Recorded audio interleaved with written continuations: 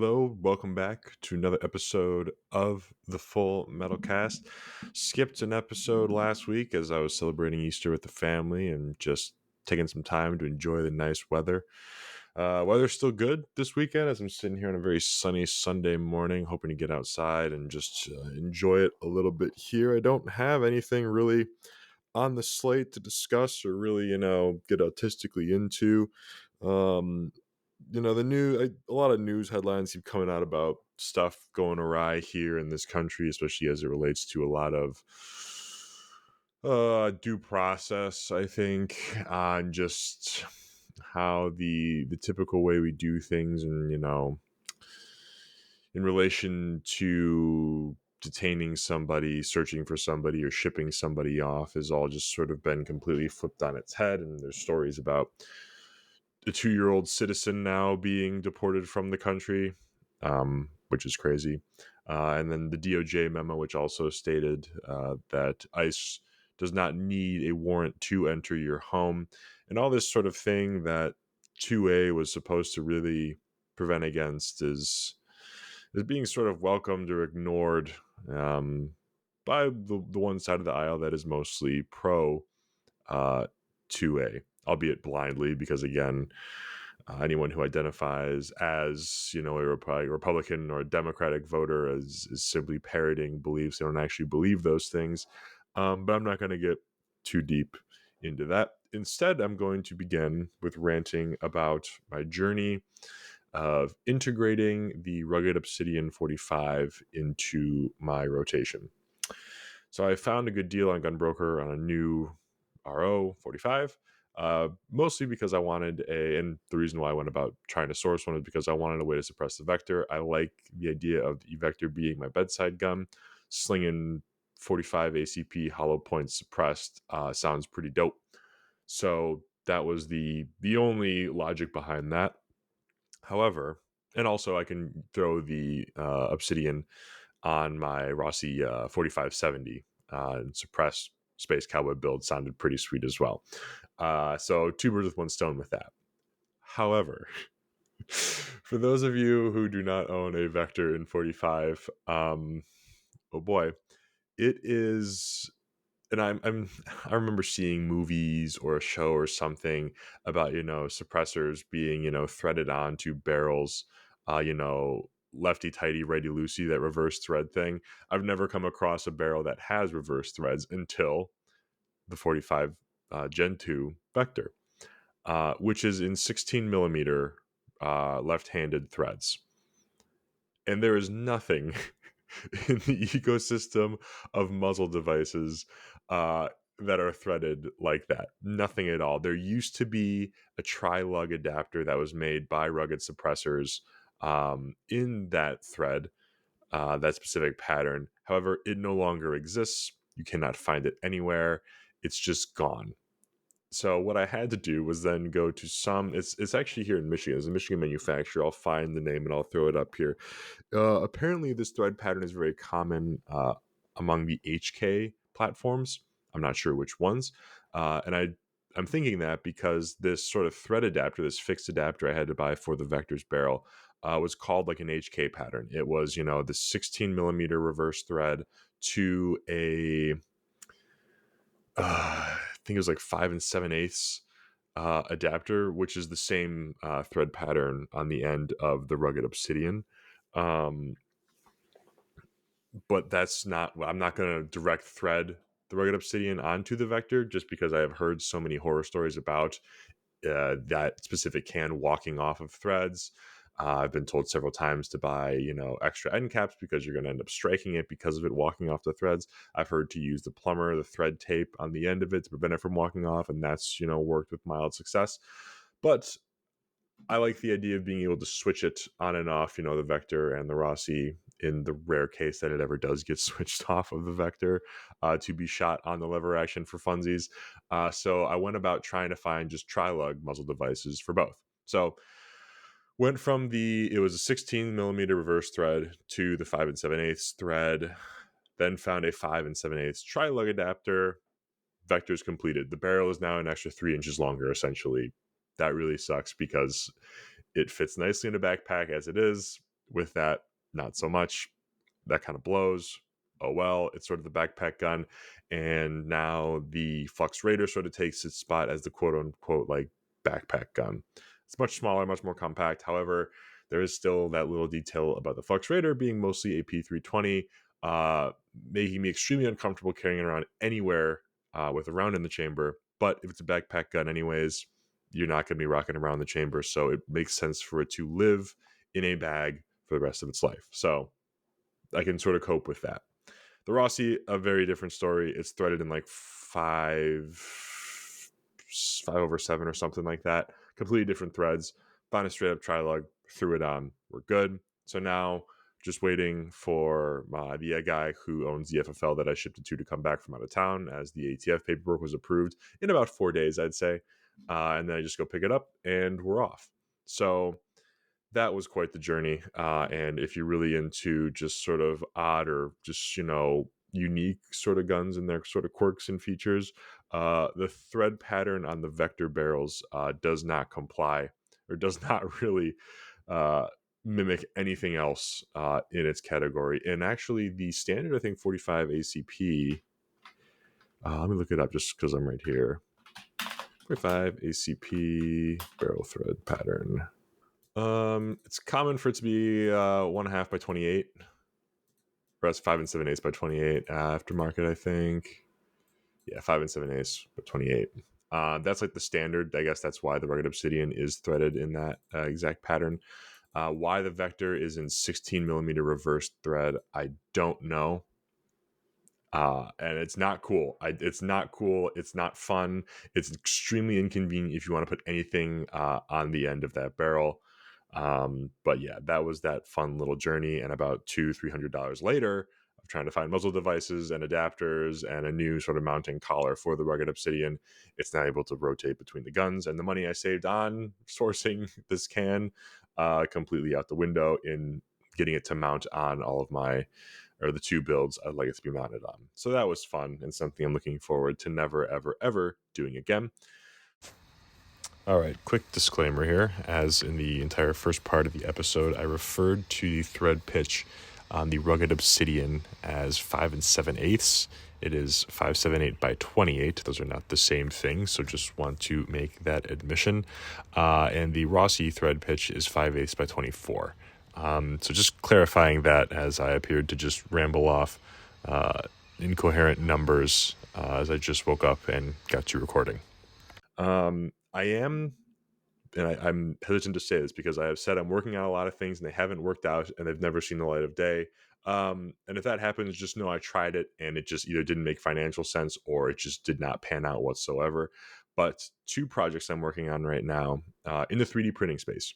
The first one, selfishly, I have a 7.62 by 39 budget trash, like dumpster fire AR. And this thing worked. And honestly, I built it for under $450. The idea was just to build something that can shoot 7.62 out of a real short barrel for funsies, knowing I was getting a multi-cal can and I'd be able to sort of have this poor man's, 30 cal suppressed build. It functions flawlessly, despite all of the issues that people have had with the feed ramps, the magazines, the firing pins, etc. This thing works perfectly for an absolute dumpster fire build. However, the magazines for 7.62 by 39 ARs, I know, shocker, right, are garbage. Absolute dog shit. They only make them in that aluminum. They flex, they bend when they're fully loaded. They don't drop freely from the mag well. And when they get the least bit dirty, and they do when you're shooting suppressed, and also 7.62 by 39, if you're buying really cheap ammo, is nasty, disgusting, shitty ammo. They stop feeding, and 99.9% of all the malfunctions I've ever had with this gun are due to the magazines. And again, the only magazine that's ever made is maybe like Duramag, AR Stoner, and like a few others. If you want a 30 round mag, hell, if you want any, sort of count, it's only in this cheap fucking like the metal, the aluminum mags. And again, they flex, they don't drop freely, they're ugly, they rattle. You need to have the curve. You need to serve the curve if you're going to shoot 7.62 by 39. That's why AK mags are curved. It's just the shape of the round. I'm fine with the shape. I just need it to drop freely from the mag well. And not jam as much, honestly. But no one makes a polymer version. I don't know why no one makes a polymer version. Maybe there's not a market for it. But just nothing like that exists. I think the Sig Spear mags, they are indeed proprietary. They will not work in standard ARs, I do believe. I could be wrong about that, the 7.62 variant, but I'm pretty sure I went down that rabbit hole. So now I'm working on 3D printing them. Uh, Ivan, if you're not familiar, very common, I guess, guerrilla 3D printer, guy who's caught a lot of heat, who's been banned from several places, very high profile in the 3D printing gun space, has what appears to be, based on going down the rabbit hole of several threads, the end all be all AR-15 magazine sort of print file. From top to bottom, he tells you how to even wind your own spring if you want to, but he gives you the mag body, the base plate, the follower, with videos, pictures, tutorials, how-tos, where to reinforce, how to print it. Gets very in detail, and it appears to be the most reliable, sturdy AR-15 magazine that you can print right at home. So I was able to find some glass fiber nylon, which is sort of the same stuff that's used to print a lot of the polymer parts on Glocks and whatnot, is my understanding.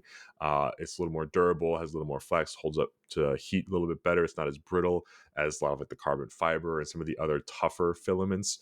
So I'm going to be printing with this glass reinforced nylon soon here. And the idea is to sort of start printing off these mags. However, once I confirm that I can print off these mags, I'm going to then fuse the top portion of the AR-15 mag, the mag's going to seat into the mag well, to the, I guess, the lower 2/3 of an AK mag, sort of facilitate that curvature that you need with an AK mag.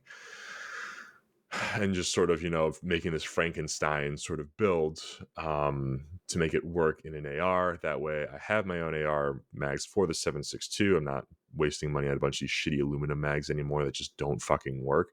And it'll keep me busy, and it'll create something in the market that really doesn't exist.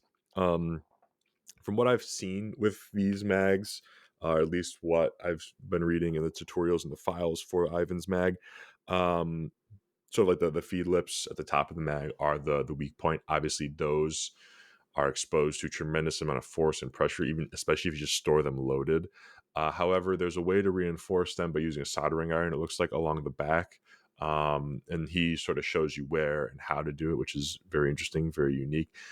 Many people have had tremendous experience using them. 1,000 rounds in, still working, still holding up. So I think that's a very interesting and very fun, very cool rabbit hole to go down. So I'm going to try doing that. Hopefully I'll have some printed 7.62x39 AR mags soon to try, really more so for fun. I'm totally convinced there's not a market to sell those anywhere or at all. But it'd be cool to sort of have that file in the back pocket and sort of publish it and put it out there. The second thing I'm doing is 3D printing helmet pads. So I recently have been looking for new pads for my helmet. The ones I have they're just sort of beat down. They're a little too thin now. The helmet's a little looser on my head than what it was when I first got it. And I've been looking into the 4D pads, the 4D tactical pads. I've heard tremendous things about $100. However, living in Michigan, I have a few friends who run them. Specifically, Cry Cowboy shared this piece of feedback, that in the winter, the gel, because they are this gel padding on the inside, the gel gets very firm. It gets very hard. In the winter, it takes a while to warm up. And in Michigan, obviously, cold weather is a real thing. So something to consider. Didn't completely turn me off from it. However, I heard a lot of things about different sort of micro lattice type pads. And probably the most common one that you have seen, despite this company's reputation and history, Hardhead Veterans. Their micro lattice padding, from what I've heard, is some of the best. People seem to rave about it. To say what you will about the helmets, where they're manufactured, their viability, their weight, etc., etc. The micro lattice padding that they produce appears to be, by and large, some of the most comfortable and tremendous, I guess, sort of thing that you can throw inside your helmet. That's just what I've heard, inside and outside the group chat. So very cool. Not willing to spend that price tag, though, on that just to see if I like it or not. So it turns out you can print that, because that is a 3D printed pad after going down the rabbit hole. I forget which material specifically that they use. However, you are able to use TPU, which is a more sort of rubber-like material in the fact that it sort of flexes and returns to shape. And I've went about purchasing various densities and firmness ratings of TPU in an attempt to print pads as well. There's several files that exist for printing pads specifically for these helmets, which is sort of the high cut sort of ballistic helmet or the bump helmet. So we're going to be playing around with that. So I'm hoping I can start bringing a micro lattice helmet padding system to the market for super cheap. Obviously, the file will be made available if I can get it to work. And then if anyone just wants to buy padding for their helmet, that'll obviously be available too. But those are both a long ways out, as I am just now playing with the materials, the filaments, making sure I can get it to print reliably, and then editing them to make sure they fit a helmet, etc. And then the mag as well. We're still Frankensteining the best files together, making sure the measurements are just right. So that's what's going on in 3D printer land. What's coming up this week? Oh, the pre-order for the jerseys ends the 30th, which is a Wednesday, I believe. I'm looking at a calendar. Yep, Wednesday the 30th of April. Yep, that's this month. The LLC shooting jersey pre-order closes, and we will announce the winner of the next Benchmade knife. Patches will still be for sale until they're sold out. They'll be on the website. The last sling will still remain on the website until that is sold as well. Also looking at improving some functionality of the humidors. These are things I'm gonna. So the price of the humidors will increase as I add these improvements, and those who have humidors without these improvements will be able to buy sort of the upgrade package, if you will. It's not going to be an insane amount. But what I'm looking at doing is just providing a way to carry around some of your smoking tools: a lighter, a cutter, a draw tool, etc., etc. That's feedback I've received. People have asked for something like that instead of those things just flopping around inside the humidor. I get it. That makes perfect sense to me. Coming right up. And I know exactly how I want to do it and what I want to do. I've had this idea floating around in my back pocket for a while. I really wasn't sure how to do it. In my mind, it involved some JB weld, and it was half baked. It didn't make sense to push it out. I had made a couple prototypes, and they just weren't up to par. They weren't pretty. They were just ugly, and I didn't think they were going to be that sturdy or reliable, so I didn't push them out. But now I have a rough idea of what I'm going to do, so that should be announced soon, I'm hoping.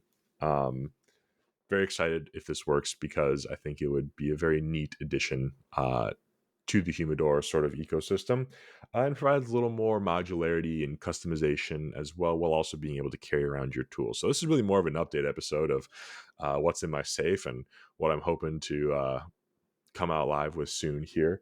I was hoping to speak with Max again from Dead Concepts, as he's got a few life updates as well. I want to talk about some of his brand's appearances on the Orion Training Group's videos, as he's been featured twice now since he's been on the show with I think it was the Considerations video. And he was also called out in maybe the SWAT training video. I can't remember, but I'll have him on to talk about it. He's still cranking out great gear. He's still, doing amazing things, and not very loud about it. And so I'll shout him out until I'm blue in the face, because I think he's making some of the coolest shit, and he's just a really cool dude. We send each other some of the most racist, sexist, homophobic memes you can possibly imagine on Instagram, so that's how you know he's a good friend. But he did get a new 9 to 5, also very interesting job, and a dream job for me and many of us, I'd imagine, as well. So I really want to get him on to talk about that. If he can take a break from sending some of the most horrific shit you've ever seen on the internet to me, that would be awesome. Anyways, there was a moment on the Joe Rogan episode with Joey Diaz where, and this is a comedian. This is for fun stuff. Like, I'm not taking this seriously, or that anyone is really taking this seriously. There's a moment though where Joey was on a bit of a rant. He's like, why are you talking about the Diddy list? And again, I can get on board with that. Why are you talking about the Epstein list? What are you going to do about it? It doesn't impact you. Shut the fuck up, go outside. It's like these idiots with the Epstein list. How is it going to make a difference in your world if Tom Hanks is on that list? I'll tell you. Do you not have to go to work tomorrow? Do you have to do all the same shit? That shit doesn't matter to me. I don't give a fuck who's on the Epstein list. I don't give a fuck who went to Diddy's house. It's got nothing to do with me. But in today's world, because of the internet, it makes us think it's got something to do with us. It had nothing to do with me, man. It's a show. That's what it What the is. fucking show? I don't want to watch that show. So now I got to wait here. 60 years we've been watching the same footage. He got hit. It clocked back. Right. You know, Lee Harvey out. But now we want to really fuck with these fucking peanut nimble-headed dummies that are, well, I want to see what's on there. Then 2 days later, the Jews did it. Yeah. Leave me. Just worry about paying your fucking credit card bills, you fucking idiot. And yes, agreed. This happens all the time. Every now and then someone jumps on a story or a post and goes, shut the fuck up about politics or religion, shut the fuck up about the Middle East, like you're not going to do anything about it. Go do something that matters, go do something that's actually going to make a difference and an impact. And yes, I agree with that.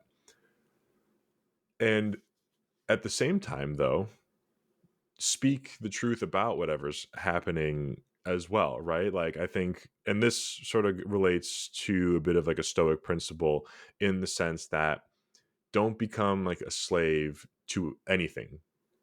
I was going to say just a thing in general, but to anything, right? If you become so consumed by the Epstein list, the Diddy parties, the, you know, the whatever, the Jews controlling the weather, right? You bog yourself down and you take up all of your mental and emotional bandwidth on something that you are not going to change, that you cannot change.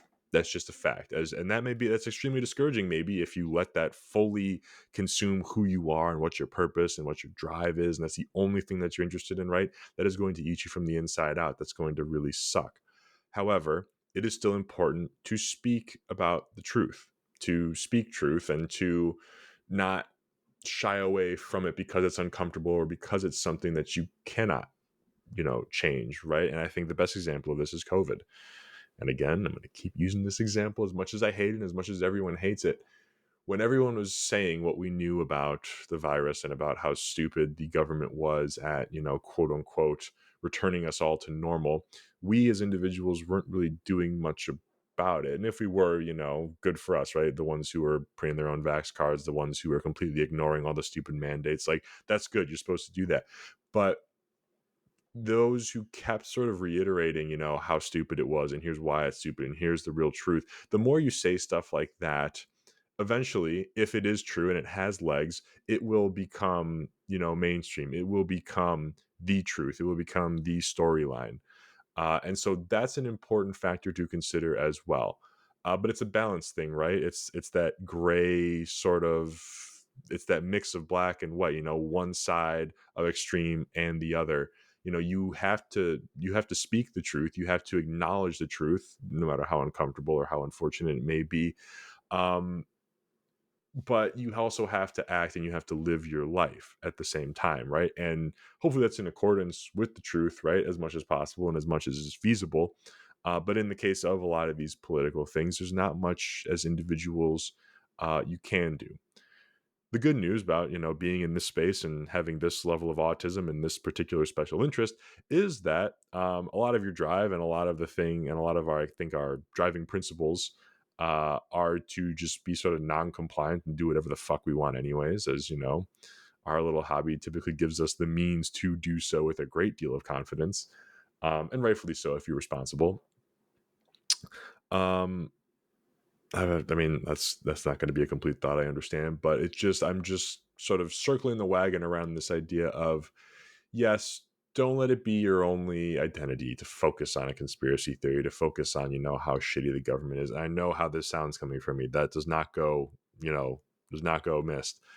Um, but at the same time, I will go to the gym every day, right? I watch what I eat. I practice. I train. I make sure my finances are in order. I make sure my life's in order. Do I bitch and moan and complain and get fired up and talk about these things? Yes, absolutely. But it is always my goal, and I encourage it to be everyone else's goal, to still control your controllables, to not be slaves to those things that you cannot control, that are outside of your sphere of control. And if those things outside of your sphere of control bother you so much, and I've reiterated this time and time again, take the steps, right? Be proactive to try to increase your influence on those things to bring them within your sphere. Sometimes you can do that, sometimes you cannot, but it's very important to understand and to just be perceptive and to be cognizant of where you are in that ecosystem of spheres of control. I think. And that's extremely relevant as it relates to this topic, because if you fully let yourself be consumed by a narrative, we see these people, right? That's the Alex Jones type, who don't really do anything, who are out of shape, and who come across as a little insane and mad, right? As is expected, if you just completely obsess over something that you cannot, grasp, that you cannot change or influence or any way, but it becomes your entire identity, you will go crazy. That's a completely natural conclusion to that. The flip side of just completely sticking your head in the dirt and saying, I can't do anything about it. It doesn't exist. Shut the fuck up. Everyone who does, you're a moron. You remain out of the loop to a degree. Right. And maybe there's something to say about that. Maybe that is a healthier way for some people to live, to completely turn off and shut out from politics. And I do agree that after turning off the phone for a while and stepping away from it, I do feel a lot better. So maybe there is something to be said about that. However, I think there's incredible value in the balance of both, understanding unfortunate and uncomfortable truths, um, and yet being able to live with them by living a balanced, healthy, moral life. I think if you have the confidence and the mental bandwidth to do that level of gymnastics, to understand that, yes, the world is an ugly and dark place at times, but that's a very small pocket, a very few people with a great deal of power, albeit, are the ones who are perpetuating this darkness and this evil. And I'm aware of that. And I know that they live among me. However, I am doing the things every day in my life to make myself stronger, so that should that evil find its way to my door, should I have the opportunity to just smite it and to just wipe it off the face of this earth, I can do so. Great. And that's sort of how I look at it, right? Like, I'm able to understand that this government that we live under is the bully in the world, that we live under tyrants, and that every day your constitutional rights, your natural rights are eroded. They're never returned, they're never given back. And it's never going to happen. I'm forced to pay taxes every day to the very machine that wants to disarm me and enslave me. That's the reality of the matter. I can understand that. And yet every day I wake up, and in spite of them, in spite of their efforts, I make myself better. I try to read, I try to educate myself. I go to the gym every day. I watch what I eat. Again, I stay peaceful but not harmless, because I understand that there are those who want to do harm to me, and those very few people, again, very, very few people on this earth who wish to do harm to me, are those in great positions of power. And I cannot touch them, but they can touch me whenever they wish. I know that. I understand that. I've come to terms with that. However, my purpose in this life, and I've said this many times, is to live as freely as possible, to enjoy the beauty in this life and everything that this life has to offer. The people, the experiences, nature mostly. I was on a walk the other day, and it was just one of those things where I looked up and the sun was setting. It was through the trees, everything's in bloom. It was just a stunning.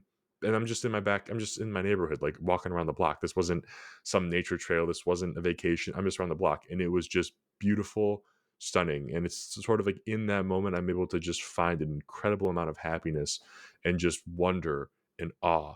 And that's part of my purpose. I've come to that understanding through reading, through a lot of just soul searching, through being alone, through just going through it. And just, that's a lot of 9 to 5, clock in, clock out, weeks blurring together, and just through everything in the mix of life, being able to sit down and understand my purpose on this earth is to live as free of a life as possible, and to enjoy this life as much as possible in a moral and strong way. That's it, period. And so through understanding that, I'm able to understand what the truth is, what the reality is of this world and this country that we live in, the system that we live in. I'm able to understand and come to terms with and be okay with the fact that I am not one man going to do something about it tomorrow, today, maybe ever in my life. I may not be able to change a single thing, but that's okay, because I am living as free of a life as possible. I'm enjoying this life as much as possible, and I'm doing it in the most moral and strong way that I can think of. And you know what? I'm not going to be right for everyone in that sense. People are going to look at this and go, "Oh, you're talking about guns. You hate the government.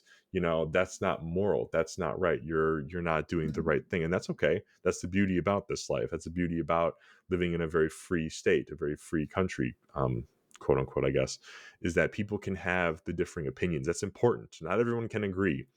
And that's sort of, I think, where I default to when people talk about, the gun statistics in another European country. I then ask that person, okay, let's bring up the demographics of said country. Guess what? They're all going to be the same color, and they're mostly going to have the exact same religion. They're mostly going to have the exact same political views. There's going to be no diversity, which for some, that's probably great. If you want to just whitewash and broad stroke everything and make everyone the same, awesome, great. You can make the argument that guns are less needed in that community because if everyone is on the same page, if everyone's working towards the same goal, if everyone sees the person next to them as their equal or sort of sees a close mirror image of them, it's less likely that bad actors are going to exist. Sure, I can get on board with that thought process. I understand. I'm not interested in that though, because again, like I've said in the previous episode, I think it was the last one or the one before, some of the most fun I've had, some of the most interesting experiences I've ever had have been with and around people who could not be any less like me. They don't look like me, they don't think like me, they don't believe the same things I do, but they're people. And for a while, we just ignore our differences and we just sort of partake in a shared human experience, whether it be a concert, whether it be, drinks at a bar, whether it be singing something. It's just the differences don't fucking matter, right? The differences are what's the state and what politics really focus on because they elicit emotional responses, they elicit evolutionary responses, right? The us noticing the differences in other people is from evolution. It's pattern recognition. It's what people have done to survive. It's how people have identified threats and safety throughout all of human history. It's an emotional thing that's hardwired into us, and whether or not they're conscious of it, the news, the media, the government, whoever preys upon that to their own benefit. I'm not interested in that. I don't care about that. So this is a very roundabout way of saying whenever someone wants to put their head in the dirt, that's usually a symbol that they're not really in balance with the conflict in life. They may or may not be aware of their purpose. And going back to the last episode about dogma and shit. This is my thought. I'm not telling you to look at people this way. This is just how I sort of look at it. When I hear somebody say, "I shut up, I don't care. You're not going to do anything. Just shut up about it." That immediately screams to me, they're not comfortable with an uncomfortable truth. They're not at peace with just this sort of dichotomy of the world, and that's fine. They don't have to be, right? But again, just sort of an insight, a little bit of a cheat code. And the other side is just as applicable as well. When somebody can't help but ramble on and on about conspiracy theories, which may or may not be true, mostly true, um, or just doom posting and scrolling nonstop, they're just as out of balance as well.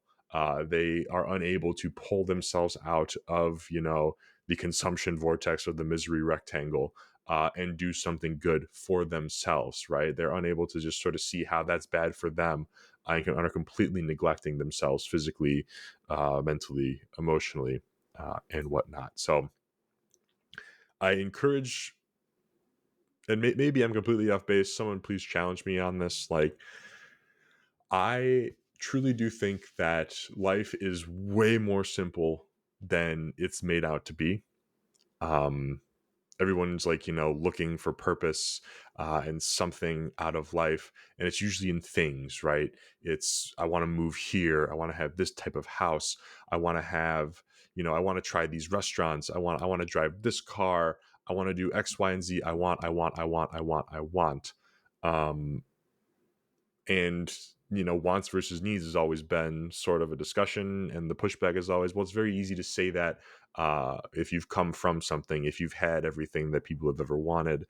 um, but I don't think that's particularly relevant, or I don't think that argument really sticks, right? How many times have we chased buying gear only to have it just sit on a shelf and never be used, or never really bring about the joy or the returns we had hoped that it would sort of create for us, right? Many, many times I can say myself personally, I have drawers and shelves full of just shit that I've chased buying that I've either never thrown on a rifle that I thought I would, or I have and I've taken it off because it didn't really suit my needs. And it ended up being a complete waste of time and money. I think life is incredibly simple in that sense. People who, and everyone says, and I think the best example of this is money doesn't make you happy. And I think that is extremely true because, again, and you've heard everyone say, I've some of the most miserable people I know are the people who have the most money. Yes, but they were likely miserable before they had that money.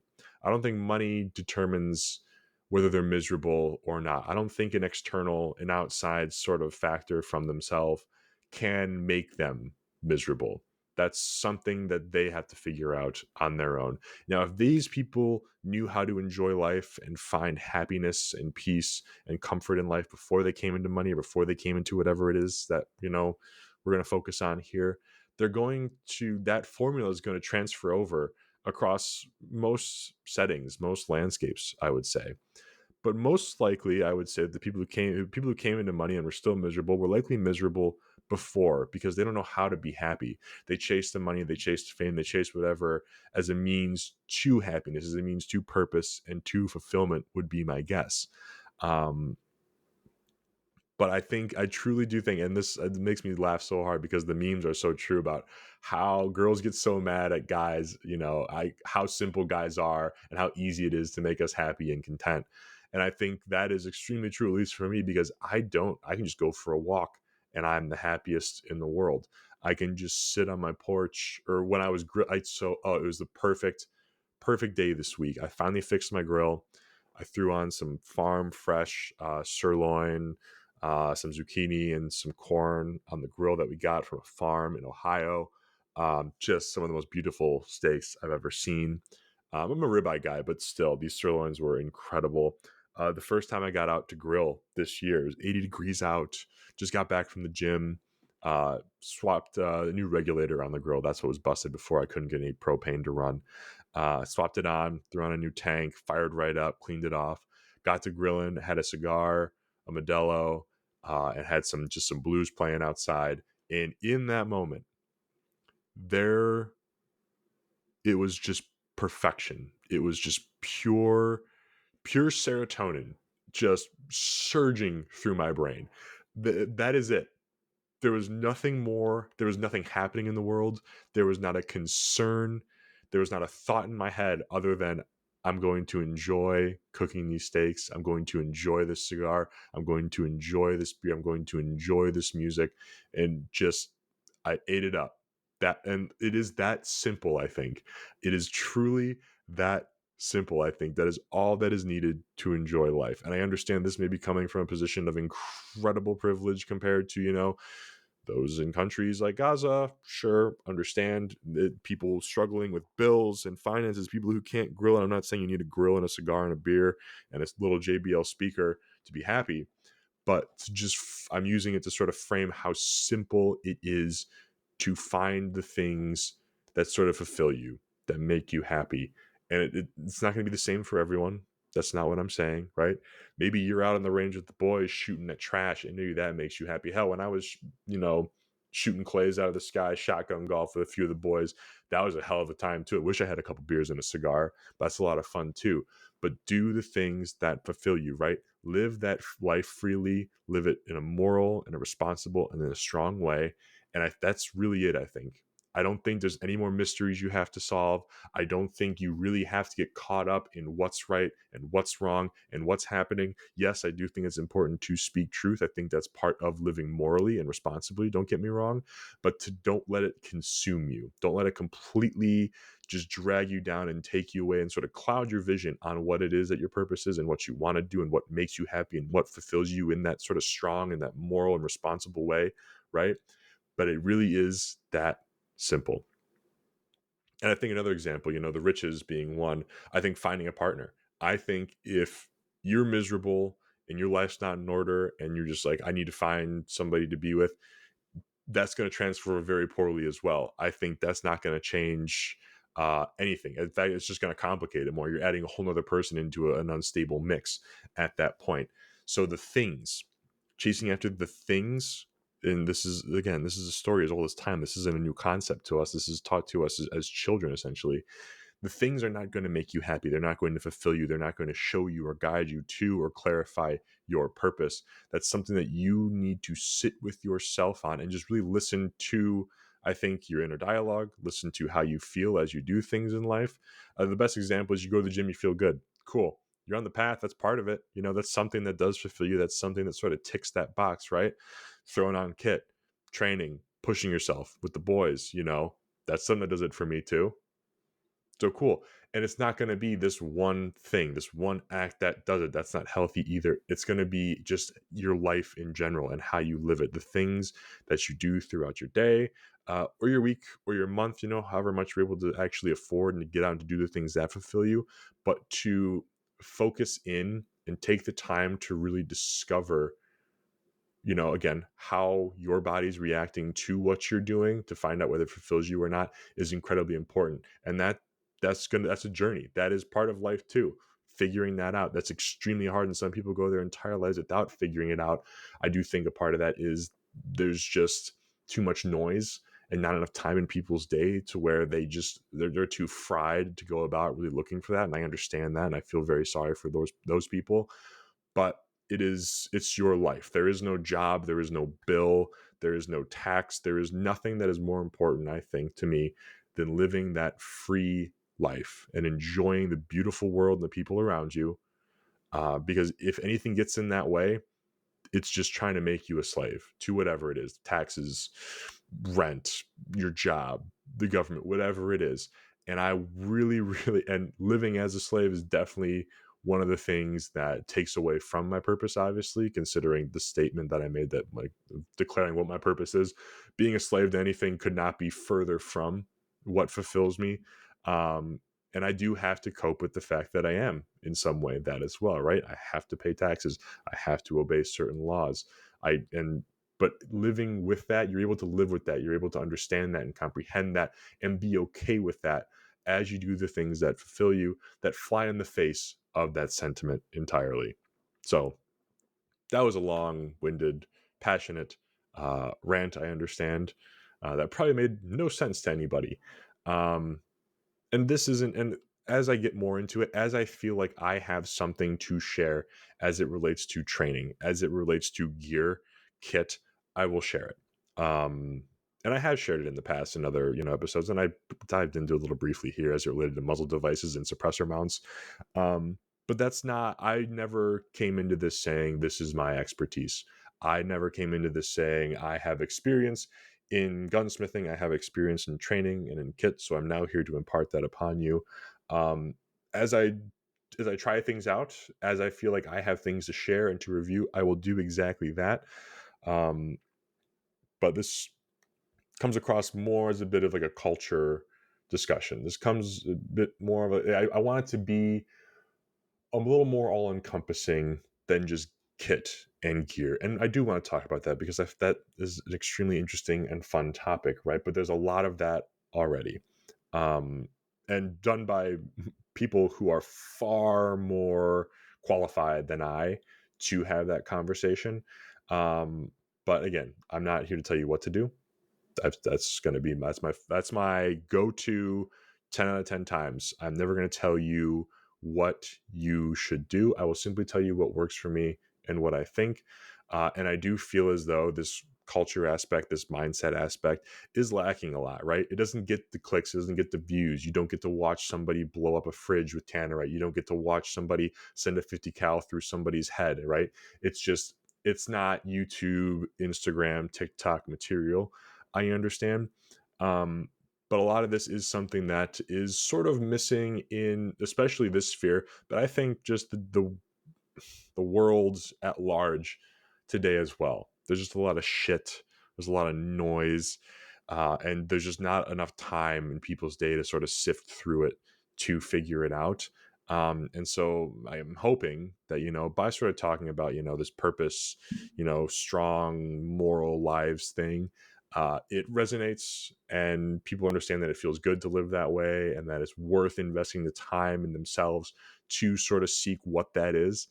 I think that paired with like, sort of the physical, the kit, the gear, the training side makes this sphere and makes this sort of culture even 100% more deadly than without, because it's just sort of an empty shell if you just have this kit and this sort of consumer based sort of side of things.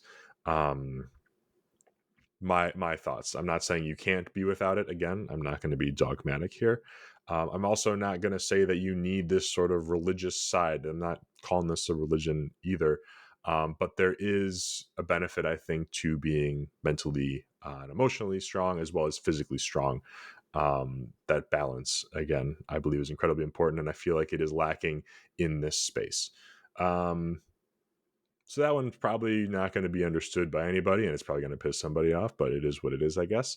Under 45 minutes, it appears. That's probably good enough for a solo Sunday episode. Hopefully, I can get Max on next week when he's done driving around in McLarens and posting or sending me some of the most horrific shit on the internet. And we can talk a little bit more about what's going on with Dead Concepts and his job driving around supercars now. But anywho, until then, stay metal.